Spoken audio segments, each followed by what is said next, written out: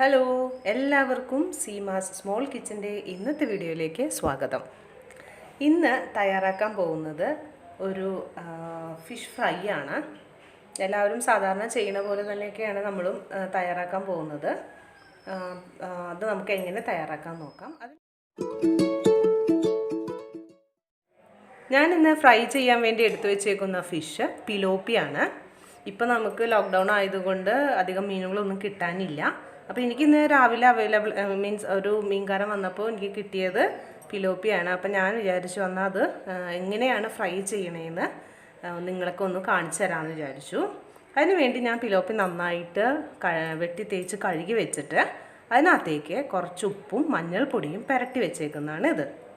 ഇതെങ്ങനെ ചെയ്യണമെന്ന് വെച്ചാൽ ഇതെന്തിനാണ് ചെയ്യണതെന്ന് വെച്ച് കഴിഞ്ഞാൽ അതിനകത്തുള്ള ഉളുമ്പും പിന്നെ വല്ല വിഷാംശങ്ങളൊക്കെ ഉണ്ടെങ്കിൽ മഞ്ഞൾപ്പൊടിയൊക്കെ ഇട്ടേക്കണ കൊണ്ട് അതൊന്ന് വൃത്തിയായി കിട്ടിക്കോളും മീൻ.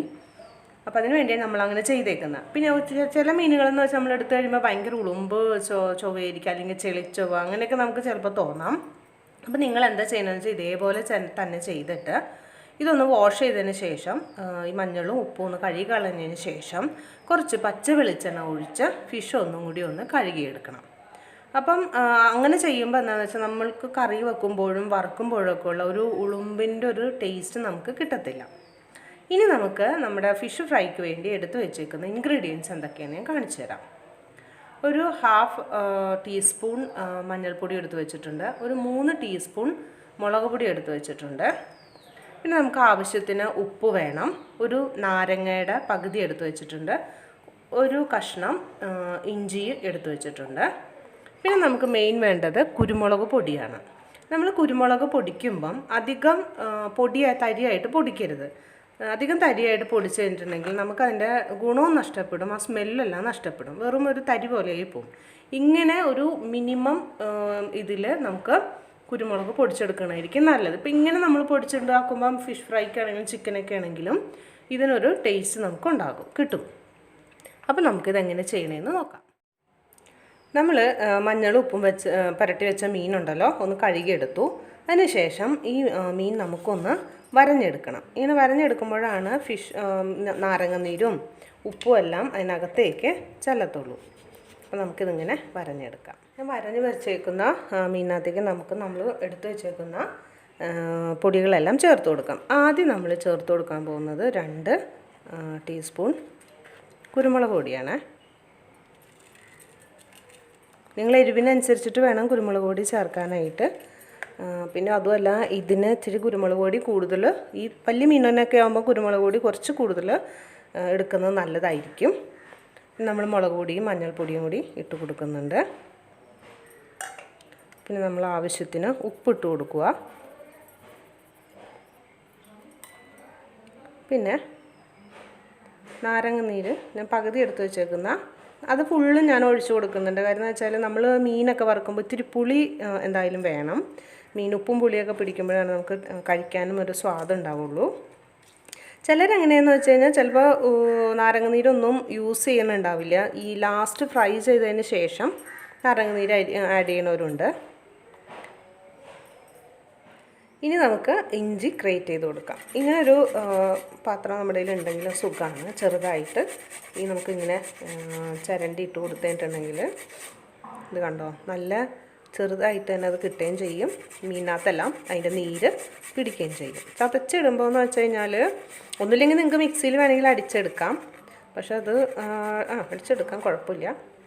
ഇതാകുമ്പോൾ ഒരു കട്ടിയിലങ്ങ് കിടക്കുകയും ചെയ്യും, നീര് വരികയും ചെയ്യും. ഇനി നമുക്കിതെല്ലാം കൂടി ഒന്ന് മിക്സ് ചെയ്യണം. നമ്മൾ കൈ കൊണ്ട് തന്നെ മീൻ മിക്സ് ചെയ്യണമായിരിക്കും ഒന്നും കൂടി നല്ലത്. ശകലം വെള്ളത്തിൻ്റെ കുറവുണ്ടെങ്കിൽ നിങ്ങൾക്ക് ശകലം വെള്ളം തളിച്ചു കൊടുക്കാം കേട്ടോ. ഞാൻ എല്ലാം കൂടി മിക്സ് ചെയ്തിട്ട് എടുത്ത് വെച്ചിട്ടുണ്ട്.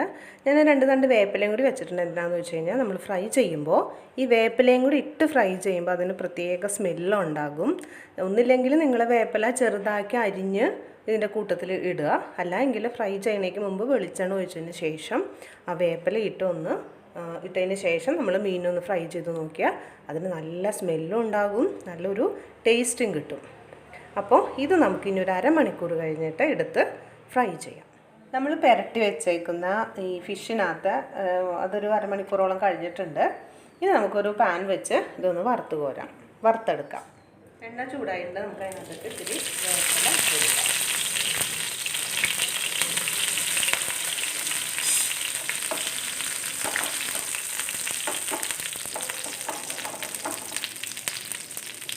ഈ കുറച്ച് വെച്ചാണ് നമ്മൾ ഫ്രൈ ചെയ്യാൻ പോകുന്നത്. നമ്മളിട്ടിടണം ഇട്ട് കൊടുക്കാം.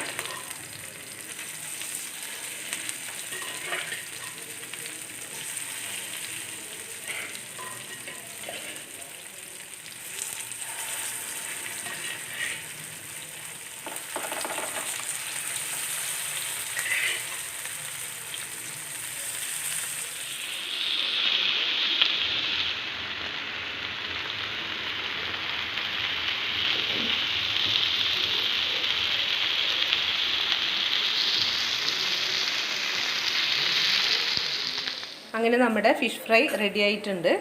അപ്പോൾ എല്ലാവരും ഇതൊക്കെ ഒന്ന് വീട്ടിൽ ട്രൈ ചെയ്ത് നോക്കണം. നല്ല ടേസ്റ്റ് ഉണ്ട്. ചിലവർ ഫിഷ് ഫ്രൈ മുളക് പൊടി മഞ്ഞൾപ്പൊടി ഉപ്പ് മാത്രം ഇട്ടുണ്ടാക്കുന്നവരുണ്ട്. ചിലവർ കുരുമുളക് പൊടി മാത്രം വെച്ച് ഫിഷ് ഫ്രൈ ചെയ്യുന്നുണ്ട്. അതിൽ നിന്നും വളരെ വ്യത്യസ്തമായി ഇഞ്ചി, മുളക് പൊടി, കുരുമുളക് പൊടി, മഞ്ഞൾപ്പൊടി, ഉപ്പ്, നാരങ്ങ നീരും കൂടി ഒഴിച്ച് നമ്മൾ ഇതേപോലെ ഒന്ന് ട്രൈ ചെയ്ത് നോക്കിക്കഴിഞ്ഞാൽ നല്ല ടേസ്റ്റ് ഉണ്ടാകും. അപ്പം ഞങ്ങളിടുന്ന വീഡിയോസൊക്കെ എല്ലാവരും കാണുക, ലൈക്ക് ചെയ്യുക, ഷെയർ ചെയ്യുക, സബ്സ്ക്രൈബ് ചെയ്യുക. സബ്സ്ക്രൈബ് ചെയ്താലാണ് ഞങ്ങളുടെ പുതിയ വീഡിയോസിൻ്റെയൊക്കെ നോട്ടിഫിക്കേഷൻസ് നിങ്ങൾക്ക് കിട്ടത്തുള്ളൂ. അപ്പം എല്ലാവരും കമൻറ്റ് പറയണം. എല്ലാവരും ഇത്രയും നേരം ഇത് വാച്ച് ചെയ്തതിന് ഒത്തിരി നന്ദിയുണ്ട്. അപ്പം വീണ്ടും അടുത്തൊരു നല്ല വീഡിയോ ആയിട്ട് ഞങ്ങൾ വരാം. Thanks for watching. Thank you so much.